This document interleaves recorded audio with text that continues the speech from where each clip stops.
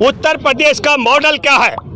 पश्चिम बंगाल में भाजपा अपने समर्थकों को संदेश दे रही है, यदि मंदिर निर्माण में लगे हुए चिन्मयानंद की तरह कोई बलात्कार के मामले में फंस जाए तो उसको बचाने के लिए पीड़िता को फंसाया जाएगा और बाद में ऐन चुनाव से पहले उसको बरी कराया जाएगा। ये मार्च 2021 में बरी हुए चिन्मयानंद, जो राम मंदिर निर्माण के लिए आपको मालूम होगा देश भर में 1400 करोड़ रुपए इकट्ठा किया गया था उसके नेता। मैं दूसरा जिक्र करना चाहूंगा, वो ये है कि यदि आपने देखा अगस्त 2013 में अगर उनके समर्थक कोई दंगा करेंगे तो जिस तरीके से मुजफ्फरनगर के दंगाइयों को 2021 में मुकदमे वापस लेकर के बरी कर दिया गया, दूसरा संदेश दिया जा रहा है। दंगाई अगर पश्चिम बंगाल में भाजपाई होंगे उन्हें बचाया जाएगा, बलात्कारी होंगे पीड़िता को फंसा करके बलात्कारी चिन्मयानंद को की तरह बचाया जाएगा।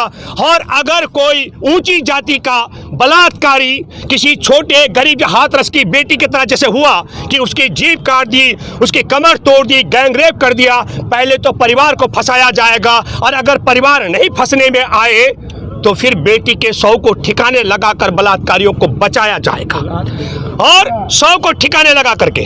और चौथी एक और बात आपको बताना चाहता हूं, भाजपा का हाथरस का ही मामला है।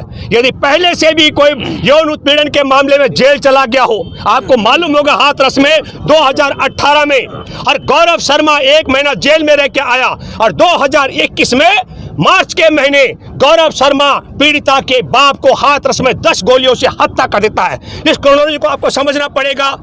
2019 में बलात्कार के मामले में गिरफ्तार हो चुका चिन्मयानंद मार्च में बरी हो जाता है। मुजफ्फरनगर के दंगे कन में शामिल 2013 अगस्त में मार्च में उन पर मुकदमे वापस लिए जाते हैं और हाथरस की बेटी के यौन उत्पीड़न के मामले में जेल गया हुआ शख्स किसान के 10 गोली मार के हत्या कर देता है।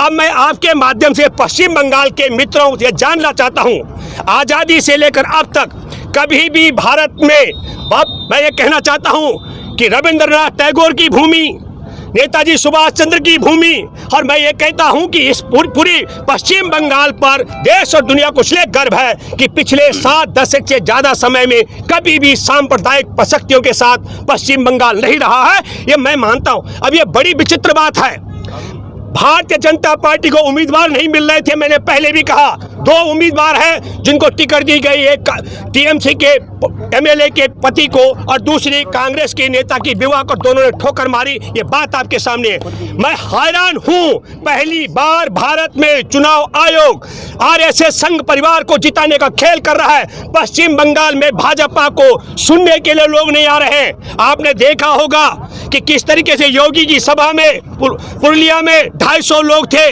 दर्जन भर पशु थे।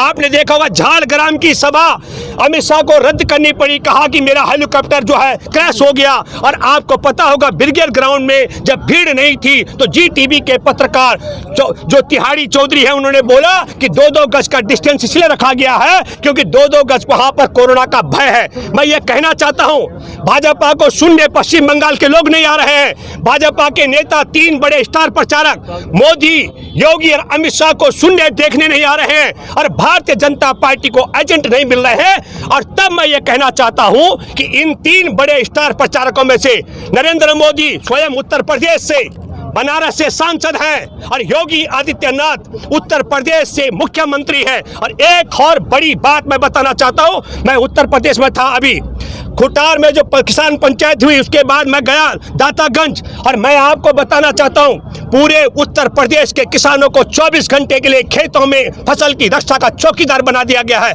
इसलिए क्या पश्चिम बंगाल के लोग ऐसे संगठन को वोट दे सकते हैं जो किसानों को 24 घंटे के लिए खेतों में चौकीदार बना देगा?